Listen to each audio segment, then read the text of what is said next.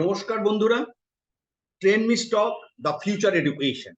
আজকের যে ইউটিউবটা আনছে নিফটি 30শে আগস্ট, একদম মাসের শেষে এসে হঠাৎ উপর থেকে 115 পয়েন্ট পড়ে গেল কেন, এটা আজকে এবং দুপুরে পরে এই 115 পয়েন্টের পতনের কারণ কি সেটা আমরা অবশ্যই দেখবো এবং এর সাথে অবশ্যই আজকে আমরা আমাদের মার্কেট আপডেট একটু নিয়ে নেব। এই দুটো নাম্বারে আপনারা যে কোনো সময় আমার সাথে কন্ট্যাক্ট করবেন, আর এটা আমার ডিসক্লেমার।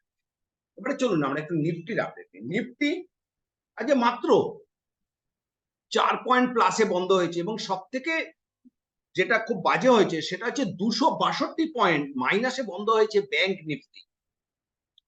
দেখুন, নিফটি সারাদিন এক ছিল, ঠিক দুপুরবেলার পর থেকে নিফটি কিন্তু একটা ডাউনগ্রেডে শুরু করেছে। এই ডাউনটা হয়েছে মেনলি ব্যাংক নিফটির জন্য এবং যে সমস্ত স্টকগুলো এই অবস্থাতে দাঁড়িয়ে উপরে দাঁড়িয়ে থাকার চেষ্টা করেছে তার মধ্যে অবশ্যই জিও ফাইন্যান্স আছে, টাটা স্টিল, মারুতি, আইচার মোটর এবং মাহিন্দ্র।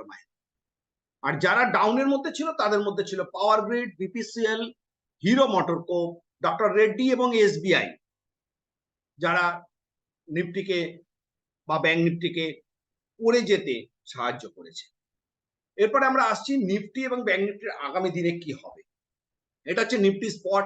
আমি বলেছিলাম যে এখান থেকে উঠছে ঠিকই, কিন্তু একটা কন্টিনিউয়াস, আপনারা দেখুন যে যদি একটা ট্রেন্ড লাইন কাটা হয়, ও কন্টিনিউ একটা ডাউন ট্রেন্ডের দিকে এগোচ্ছে এবং সেই ডাউন ট্রেন্ডটাই আজকে অনেকটা গ্যাপ আপে খুলে নিফটি পড়েছে। সেটা কিভাবে হয়েছে আমরা একবার একটু দেখে নেব।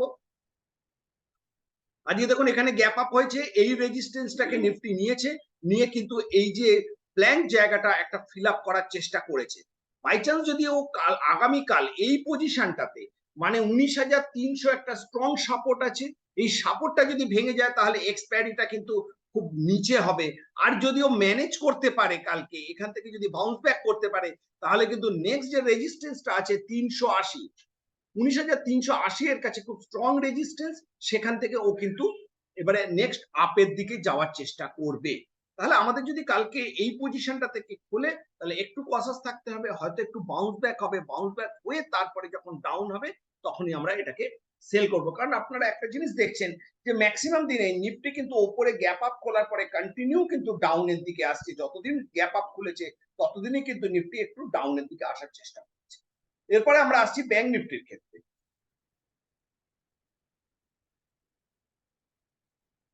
ব্যাংক নিফটিটা ঠিক সেম পজিশন করছে, যখনই গ্যাপ আপ খুলছে তখনই কিন্তু তার একটা ডাউন হওয়ার প্রবণতা দেখা দিচ্ছে।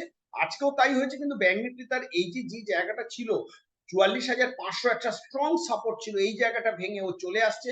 আমার মনে হয় এরপরে নিফটি প্রায় 44,000 যে নেক্সট সাপোর্ট, এখান থেকে মাত্র 200 পয়েন্ট নিচে, এই সাপোর্টটাকে একবার নেওয়ার চেষ্টা করবে।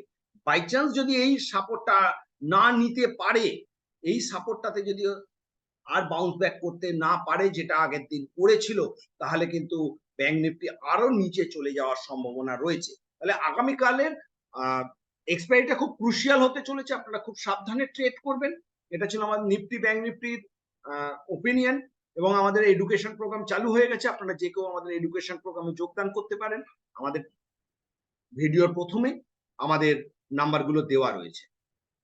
আর যাদের এই ভিডিওটা ভালো লাগবে অবশ্যই লাইক এবং শেয়ার করতে কখনো ভুলবেন না।